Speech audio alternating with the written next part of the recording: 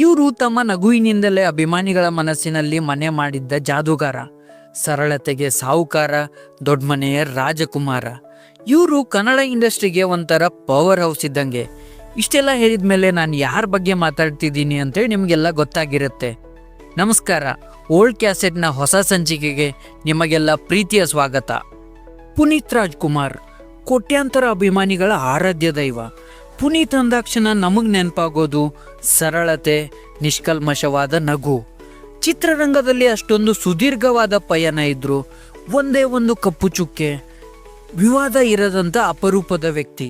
ಕೆಲವೊಂದು ವ್ಯಕ್ತಿಗಳು ಸತ್ತ ಮೇಲೂ ಸಹ ಅವರು ಮಾಡಿರೋ ಒಳ್ಳೆ ಕೆಲಸಗಳು, ವ್ಯಕ್ತಿತ್ವ, ಆದರ್ಶ ಜೀವನದಿಂದ ಜೀವಂತವಾಗಿರ್ತಾರೆ. ಅಂತಹ ಒಂದು ವ್ಯಕ್ತಿತ್ವ ಪುನೀತ್ ರಾಜ್ಕುಮಾರ್ ಅವರದ್ದು. ಇವರ ಬಾಲ್ಯದ ಹೆಸರು ಲೋಹಿತ್. 1975 ಮಾರ್ಚ್ 17ರಂದು ರಾಜ್ಕುಮಾರ್ ಹಾಗೂ ಪಾರ್ವತಮ್ಮನವರ ಮಗನಾಗಿ ಚೆನ್ನೈಯಲ್ಲಿ ಜನಿಸಿದ ಪುನೀತ್ 6 ತಿಂಗಳ ಮಗುವಾಗಿರುವಾಗಲೇ ಪ್ರೇಮದ ಕಾಣಿಕೆ ಚಿತ್ರದ ಮೂಲಕ ಬಾಲನಟನಾಗಿ ಚಿತ್ರರಂಗ ಪ್ರವೇಶ ಮಾಡ್ತಾರೆ. 1976ರಲ್ಲಿ ತೆರೆಕಂಡ ಈ ಚಿತ್ರದಲ್ಲಿ ಡಾಕ್ಟರ್ ರಾಜ್ಕುಮಾರ್ ಅವರು ಮುಖ್ಯ ಭೂಮಿಕೆಯಲ್ಲಿ ನಟಿಸಿದ್ದರು. ನಂತರ ತ್ರಿಮೂರ್ತಿ, ಭಾಗ್ಯವಂತ, ಚಲಿಸುವ ಮೋಡಗಳು, ಬೆಟ್ಟದ ಹೂವು, ಭಕ್ತ ಪ್ರಹ್ಲಾದ ಹೀಗೆ ಹಲವಾರು ಚಿತ್ರಗಳಲ್ಲಿ ಬಾಲನಟನಾಗಿ ಅಭಿನಯಿಸ್ತಾರೆ. ಚಿಕ್ಕ ವಯಸ್ಸಿನಲ್ಲಿಯೇ ತಮ್ಮ ಮುಗ್ಧ ಅಭಿನಯದ ಮೂಲಕ ಪ್ರೇಕ್ಷಕರ ಮನಸ್ಸಿನಲ್ಲಿ ಅಭಿಮಾನದ ಅಚ್ಚೆಯನ್ನು ಒತ್ತಿದ್ದ ಪುನೀತ್ 10 ವರ್ಷದ ಬಾಲಕನಾಗಿರುವಾಗಲೇ 1985ರಲ್ಲಿ ತೆರೆಕಂಡ ಬೆಟ್ಟದ ಹೂ ಚಿತ್ರದ ಅಭಿನಯಕ್ಕಾಗಿ ನ್ಯಾಷನಲ್ ಅವಾರ್ಡ್ ಕೂಡ ಪಡ್ಕೋತಾರೆ. 1983ರಲ್ಲಿ ತೆರೆಕಂಡ ಚಲಿಸುವ ಮೋಡಗಳು ಚಿತ್ರದ ಅಭಿನಯಕ್ಕಾಗಿ ಕರ್ನಾಟಕ ರಾಜ್ಯ ಚಲನಚಿತ್ರ ಪ್ರಶಸ್ತಿಯನ್ನು ಪಡೆದುಕೊಂಡಿದ್ದಾರೆ. ಅಭಿನಯವಷ್ಟೇ ಅಲ್ಲದೆ ಚಿಕ್ಕ ವಯಸ್ಸಿನಲ್ಲೇ ಗಾಯಕನಾಗಿ ಹಲವಾರು ಹಾಡುಗಳಿಗೆ ಧ್ವನಿಯಾಗಿದ್ದಾರೆ. ಬಾಣದಾರಿಯಲ್ಲಿ ಸೂರ್ಯ ಜಾರಿ ಹೋದ, ಕಣ್ಣಿಗೆ ಕಾಣುವ ದೇವರು ಎಂದರೆ ಅಮ್ಮನು ತಾನೆ ಹಾಡುಗಳು ಜನಮಾನಸದಲ್ಲಿ ಅಚ್ಚಳಿಯದಂತೆ ಉಳಿದುಕೊಂಡಿವೆ. 1988ರಲ್ಲಿ ಬಿಡುಗಡೆಯಾದ ಶಿವ ಮೆಚ್ಚಿದ ಕಣ್ಣಪ್ಪ ಚಿತ್ರದಲ್ಲಿ ಚಿಕ್ಕ ಕಣ್ಣಪ್ಪನಾಗಿ ಶಿವರಾಜ್ ಕುಮಾರ್ ಅವರೊಂದಿಗೆ ಕೂಡ ನಟಿಸಿದ್ದಾರೆ. 1989ರಲ್ಲಿ ತೆರೆಕಂಡ ರಾಜ್ಕುಮಾರ್ ಅವರು ಮುಖ್ಯ ಭೂಮಿಕೆಯಲ್ಲಿ ನಟಿಸಿದ್ದ ಪರಶುರಾಮ್ ಚಿತ್ರ ಪುನೀತ್ ರಾಜ್ಕುಮಾರ್ ಅವರು ಬಾಲನಟನಾಗಿ ನಟಿಸಿದ್ದ ಕೊನೆಯ ಚಿತ್ರವಾಗಿತ್ತು. ಪುನೀತ್ ಅವರಿಗೆ ಡ್ಯಾನ್ಸ್ ಅಂದರೆ ತುಂಬ ಇಷ್ಟ. ಮೈಕಲ್ ಜಾಕ್ಸನ್ ಹಾಗೂ ಶಿವಣ್ಣ ನಾನು ಡ್ಯಾನ್ಸ್ ಕಲಿಯೋಕೆ ಇನ್ಸ್ಪಿರೇಷನ್ ಅಂತ ಹಲವಾರು ವೇದಿಕೆಗಳಲ್ಲಿ ಹೇಳಿಕೊಂಡಿದ್ದಾರೆ. ಹೀಗೆ ಡ್ಯಾನ್ಸ್, ಸ್ಟಂಟ್ಸ್ ಎಲ್ಲ ವಿಭಾಗಗಳಲ್ಲೂ ತರಬೇತಿ ಪಡೆದುಕೊಂಡ ಪುನೀತ್ 2002ರಲ್ಲಿ ಅಪ್ಪು ಸಿನಿಮಾದ ಮೂಲಕ ನಾಯಕನಾಗಿ ಎಂಟ್ರಿ ಕೊಡ್ತಾರೆ. ಈ ಚಿತ್ರವನ್ನು ತೆಲುಗಿನ ಸ್ಟಾರ್ ಡೈರೆಕ್ಟರ್ ಪುರಿ ಜಗನ್ನಾಥ್ ಅವರು ನಿರ್ದೇಶನ ಮಾಡ್ತಾರೆ. ಯೂತ್ಫುಲ್ ಸಬ್ಜೆಕ್ಟ್ ಅನ್ನು ಹೊಂದಿದ್ದ ಈ ಚಿತ್ರವು ಅಂದಿನ ಯುವ ಮನಸ್ಸುಗಳನ್ನು ಗೆಲ್ಲುವಲ್ಲಿ ಯಶಸ್ವಿಯಾದಾಗ ಪುನೀತ್ ಅವರು ಅಭಿಮಾನಿಗಳ ಪಾಲಿನ ಪವರ್ ಸ್ಟಾರ್ ಆಗ್ತಾರೆ. ಈ ಬಿರುದನ್ನು ಕೊಟ್ಟಿರೋದು ಶಿವರಾಜ್ ಕುಮಾರ್ ಅವರು.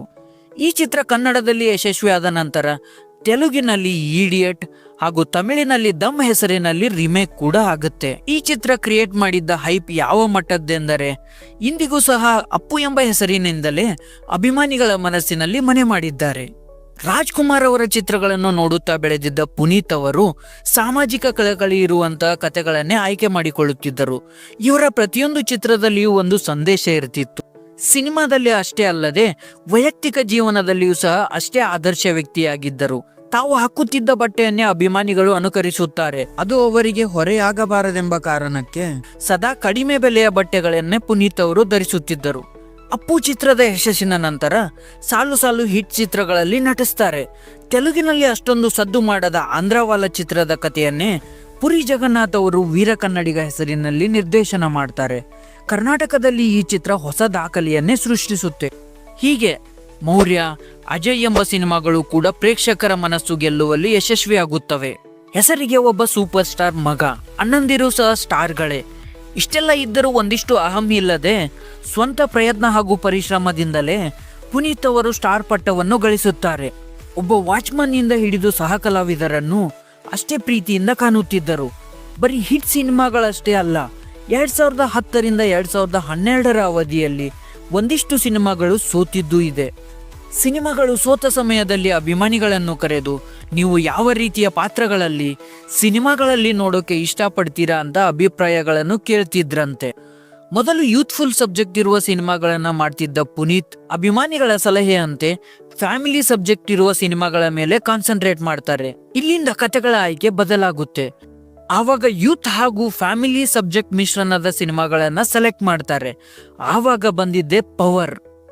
ಈ ಚಿತ್ರವು ತೆಲುಗಿನ ದೂಕುಡು ಚಿತ್ರದ ರಿಮೇಕ್ ಆಗಿದ್ದು, ಈ ಚಿತ್ರದ ಮೂಲಕ ಫ್ಯಾಮಿಲಿ ಆಡಿಯನ್ಸ್ ನ ಗೆಲ್ಲೋದ್ರಲ್ಲಿ ಯಶಸ್ವಿ ಆಗ್ತಾರೆ. ಪುನೀತ್ ಅವರಿಗೆ ಚಿಕ್ಕ ಮಕ್ಕಳಿಂದ ಹಿಡಿದು ವಯಸ್ಸಾದ ಮುದುಕರವರೆಗೂ ಅಭಿಮಾನಿಗಳು ಇದ್ದರು. ನಂತರ ಕನ್ನಡದ ಕೋಟ್ಯಾಧಿಪತಿ ಎಂಬ ಶೋ ಮೂಲಕ ಜನರ ಮನಸ್ಸಿಗೆ ಇನ್ನೂ ಹತ್ತಿರವಾಗ್ತಾರೆ. ಈ ಶೋ ಮೂಲಕ ಎಷ್ಟೋ ಜನ ವಿದ್ಯಾರ್ಥಿಗಳು, ಬಡವರು, ಅಸಹಾಯಕರ ಬಾಳಲ್ಲಿ ಆಸರೆಯಾಗಿದ್ದಾರೆ.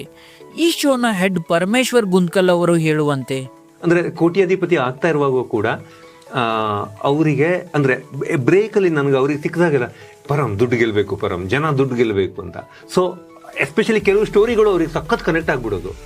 ಆ್ಯಂಡ್ ಅವರಿಗೆ ಅವ್ರು ರಾಂಗ್ ಉತ್ತರ ಹೇಳಿದ್ರೆ ನನ್ನ ಮೇಲೆ ಕೋಪ ಅವರಿಗೆ, ನೀನು ಕಷ್ಟದ ಪ್ರಶ್ನೆ ಹಾಕಿದೆ ಅವರಿಗೆ ಅಂತ. ಇಲ್ಲ ಸರ್, ಅದು ಹಾಗೆ ಫೈರ್ ಆಗುತ್ತೆ, ನನ್ನ ಕೈಯಲ್ಲೂ ಇಲ್ಲ ಅದು ಅಂತ ಹೇಳಿದ್ರೆ ಇಲ್ಲ, ನೀನು ಒಂಚೂರು ಗೆಲ್ಲಿ. ಅವರು 1,60,000 ಹೋಗ್ತಾರೆ, ಅವನಿಗೆ 3 ಲಕ್ಷ ಬೇಕಾಗಿತ್ತು, ನೀನು ಯಾಕೆ ಟಫ್ ಕ್ವಶನ್ ತಗೊಂಬಂದೆ ಅಲ್ಲಿಗೆ ಅಂತ.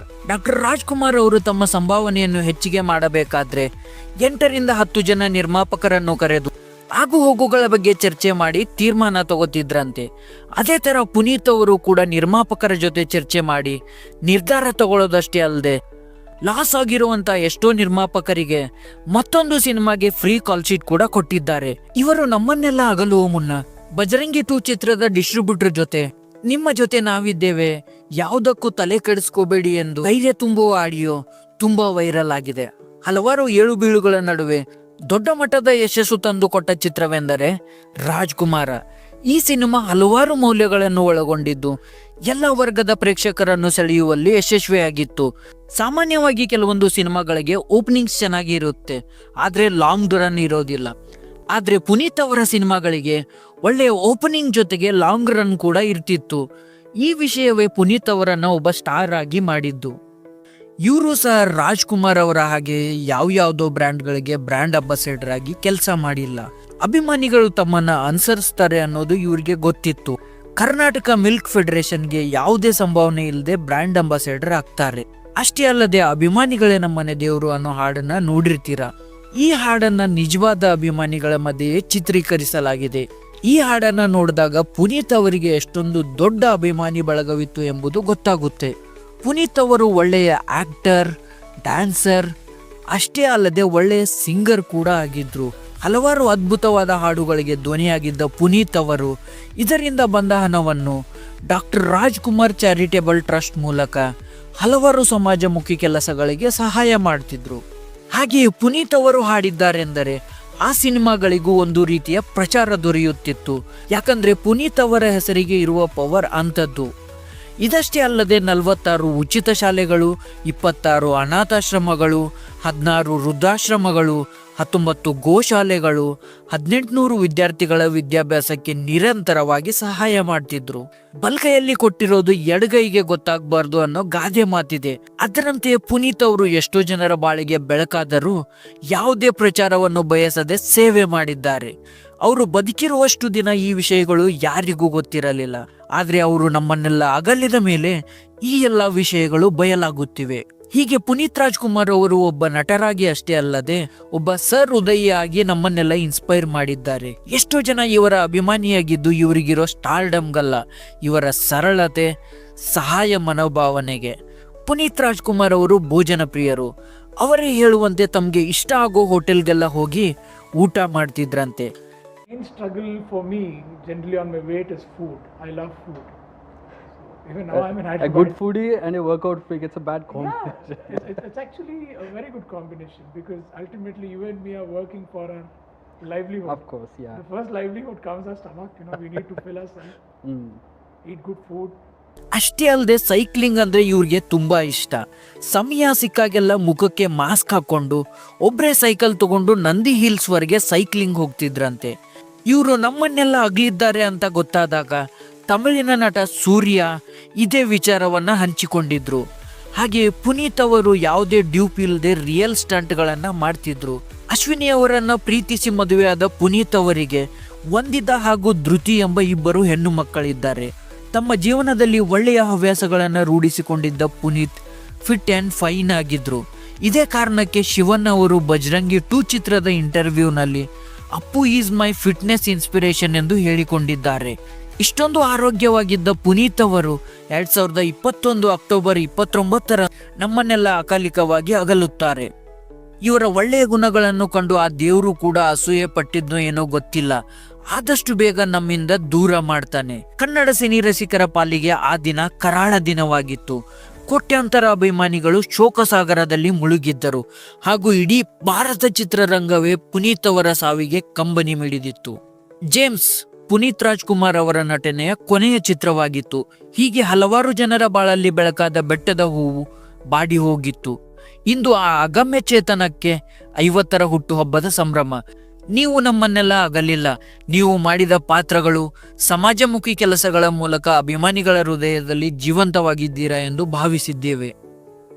ಹುಟ್ಟುಹಬ್ಬದ ಶುಭಾಶಯಗಳು ಅಪ್ಪು.